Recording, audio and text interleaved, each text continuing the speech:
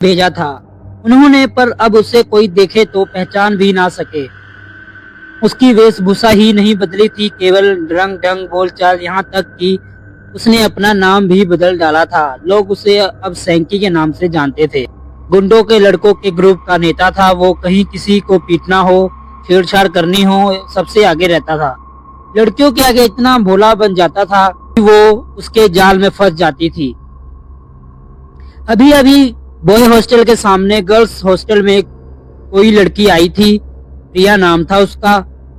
उसके दोस्त ने सैंकी को चुनौती दे रखी थी, इसे पटा के दिखा तो जाने। पहले पहल सैंकी ने ध्यान ना दिया, फिर एक दिन उसने प्रिया की फोटो देखी। कितनी खूबसूरत लड़की थी, गोरा धुंधिया रंग, कमर तक लहराते रेशमी सिल्की बाल, बड़े बड़े कजराले नैन। वो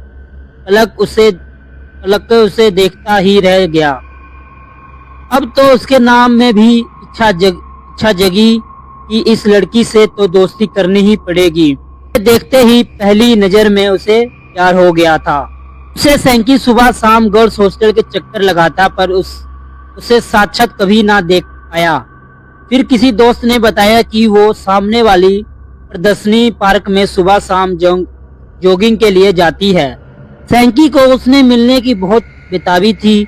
पहुंच गया सुबह वहां, जैसे तस्वीर में भी कहीं ज्यादा खूबसूरत थी वो। सैंकी उसके आसपास मंडराता रहा, पर उसने आंख उठा के भी उसे ना देखा। बहुत परेशान हो उठा था वो। ये कैसी लड़की है, शायद पहली है जो उसके जाल में फंसने से बच रही थी। इसने तो आंख उठा के भी उसे नहीं देखा। ऐसे कैसे? सैंकी के अहम को बहुत चोट पहुंची इस बात से, और चिड़चिड़ाने लगा था। बात बात में खूंखार हो उठता। चाह के भी प्रिया की बेरुखी उसे सहन ना होती। इतनी कोशिश करता उसे भुलाने की वो और ज्यादा दिमाग में आती। एक दिन हल्का शाम को धुंध छाने लगी थी और वो पार्क में घूम रही थी कि पीछे से किसी आवाज ने उसके बढ़ते कदम को रोक दिए। सुरीली मीठी सी आवाज उसे पुकार रही थी, हेलो सैंकी। वो पीछे मुड़ के देखने ही वाला था कि आवाज ने उसे रोक दिया। पीछे मुड़ के मत देखना कभी भी, मैं वही हूँ जिसको बहुत दिनों से तुम पाना चाह रहे थे। साथ देनी पड़ेगी तुम्हारी, लेकिन ध्यान रखना कभी मुझे पीछे मुड़ के ना देखना। तो आप मेरे बराबर आ जाइए ना, सैंकी ने अनुरोध किया। नहीं, ऐसा नहीं हो सकता, वो बोली। क्या मैं इसका कारण जान सकता हूँ? वो दबे स्वर में बोला। इतना बोलने वाले मुझे पसंद नहीं। पीछे से आवाज का सुरीलापन कम होता जा रहा था। हाँ नहीं, पीछे मना किया ना, बार बार चेतावनी नहीं दूंगी। अचानक सैंकी की कोई मजबूत हाथ अपनी गर्दन पर महसूस हुए। छोड़ो, वो गिड़गिड़ा उठा। हाथों की पकड़ धीमी हो गई। सैंकी बहुत डर गया था। गहरी सांस लेता वो आगे बढ़ने लगा। थोड़ी दूर जाने पर उसे लगा कि अब उसके साथ शायद कोई नहीं था, लेकिन पीछे देखने को मना था, इसलिए वो सीधा कमरे पर जाकर बिस्तर पर औंधा गिर गया। सैंकी बहुत डर गया था। कुछ दिनों वो पार्क नहीं गया। मन में अकुलहाट थी कि ये प्रिया ही थी या कोई और थी। हिम्मत बटोर आज फिर वहीं चल दिया पार्क में। आज प्रिया दिखाई नहीं दी थी। वो निराश भी था और रिलैक्स भी। चलो जान छुट्टी। अभी सोच ही रहा था कि पीछे से परिचित आवाज आई। आज बहुत दिन बाद आए, वे ठीक है तुम्हारी? शाबाश, पीछे नहीं देखना। समझदार हो गए ओ बोली। बीमार था, सैंकी कांपती आवाज में बोला। डरो मत, मैं इतनी भी बुरी नहीं। चलो तुम्हें अपनी शक्ल दिखाती हूँ। आज अपनी नाक की सीट में चलते रहो, जब मैं कहूंगी तब रुक जाना बस। सीधा ही चलता रहा। सामने एक झील थी, वो आगे आवाज पीछे। थोड़ी देर में झील के पानी में एक छवि भरी सुंदर लड़की, वो प्रिया जैसी ही दिखती थी। लड़की की वो प्रिया जैसी ही दिखती थी। सैंकी गौर से उसे देखता रहा। अचानक उसकी निगाह के पैरों पहुंची और वो खाके गिरने को हुआ।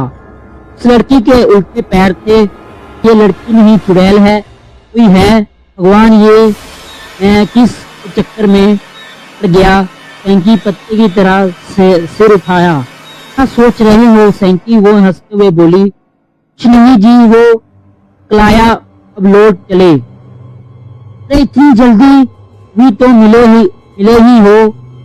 शक्ल अच्छी नहीं लगी क्या मेरी? वो बोली। नहीं नहीं, सैंकी ने कहा। तो वो हक्का लगा के हंसने लगी।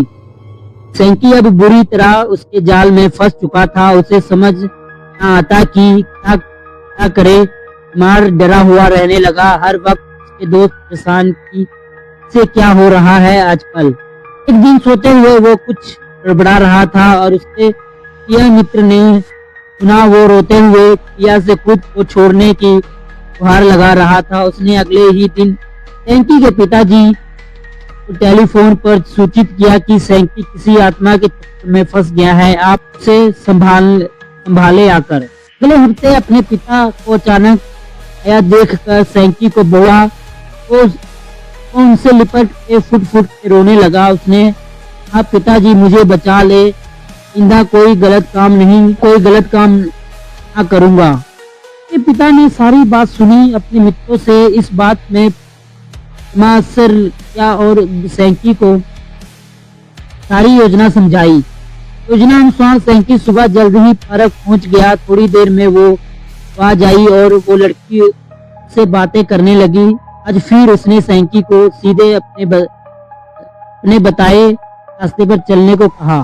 सैंकी चुपचाप चलता रहा। वो दोनों एक वीरान खंडर तक जा पहुंचे। हवा की सनसनाहट, सूखे पत्तों की चिड़चिड़ाहट उसे जगह को डरावना बना रहे थे। चमगादड़ उड़कर सैंकी के कान के पास से तीर की तरह निकले को डर गया।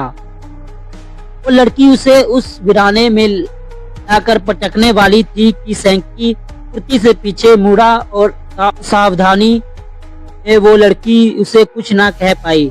मामला समझ आते ही वो उड़ गई। तुम पीछे कैसे मुड़े? मैं तुम्हारा खून पी जाऊंगी। इतने में ही उस चुड़ैल लड़की को सैंकी के पिता और पुलिस वालों ने घेर लिया। इस आश्रित हमले के लिए वो तैयार न।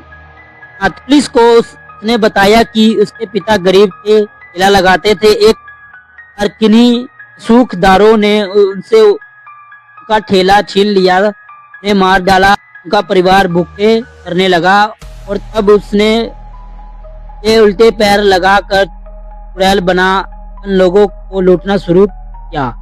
मानव के अंगों की तस्करी भी